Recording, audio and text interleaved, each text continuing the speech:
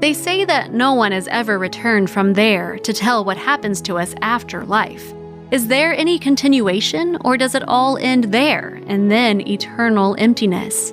From time immemorial, scientists have puzzled over what happens after our last breath, after our eyes are closed forever. Is there a soul? And if so, what happens to it afterwards? And if there is no soul, then what is? Does it just end and there is no continuation? After such a state as a coma, it was discovered people who visited there told stories about a long corridor, about a light at the end of a tunnel, about flying over their body, that they saw everything that happened in the room. But no one can answer for sure whether it is the consciousness messing with us, or the soul really flies out of our body, or is it just a dream? Today we will tell you one amazing story firsthand from a guy who died for 4 minutes. The story is from a man who claims that he saw death, felt it. We will tell you what he felt at that moment, whether he was afraid or, on the contrary, rejoiced, whether he was in pain or had no human feelings. Make yourself comfortable, pour yourself some delicious coffee. The topic today is very interesting. Let's get started. George was 20 years old when he returned from the army. He was young and good-looking. From the very first day at home, he often spent time in nightclubs and bars. He had fun to the fullest, not thinking about tomorrow. It seemed to him that 2 years spent in the army were torn from his life, and now he wanted only one thing: to catch up. He did not listen to anyone, even his mother, who asked him to settle down, meet a girl, get married, have children, and live a quiet life. But George did not want to burden himself with relationships. Every evening he went to the club, and in the morning he returned and slept until the evening. Then he did it all over again. His health was getting worse because of his way of life, and he began to get sick often. Each time he promised himself that this would not happen again, but as soon as he got better, he went back to his old ways. It is not known how this story would have ended if one day an event had not occurred. It completely changed the life of the young man. By that day, George had been feeling unwell for about a week. At times he had a high temperature, he was shivering, he would go into a fever, then into a cold. Apparently he had the flu. He took medications and stayed in the house. In the morning of that ill-fated day, his mother was getting ready to go to work, and George got up to cook himself breakfast.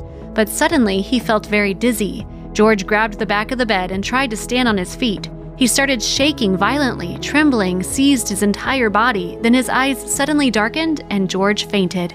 His mother heard that something was wrong in her son's room. She ran in and saw a terrible picture. Her son was lying on the floor. His whole body was convulsing. Foam was coming out of his mouth. His face turned blue and his head unnaturally arched back. The woman very quickly realized that it looked like an epileptic seizure, but she could not help her son on her own, so she rushed to the phone, called an ambulance, then she ran to her neighbor for help. George was pulled outside so the medical team could meet them, and they rushed him to the hospital. There was very little time. He was fading before their eyes. When the surgeon examined him, he noticed an army tattoo with a blood type on his arm. This significantly reduced the time for conducting the necessary tests, and George was sent to the operating table. It was at this moment that what everyone was so afraid of happened. His heart stopped. Doctors fought for his life. They carried out all the necessary resuscitation measures, but they could not get his heart beating again. For 4 minutes, his heart was stopped, but at the 5th minute, a miracle happened. The doctors heard the long-awaited beat on the monitor.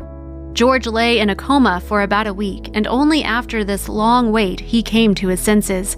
At first, for a long time, he could not understand what had happened to him. The doctors and his mother tried to explain things to him. One day, when George was strong enough, his attending physician came to him and asked what was there. For 4 minutes, he was beyond life. After that, he spent a week in a coma. Did he remember anything that happened to him during that time?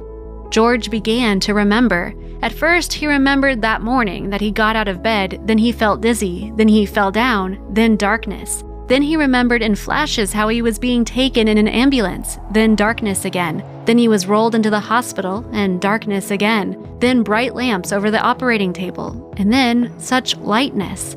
This is how George describes the short state that tore him away from life.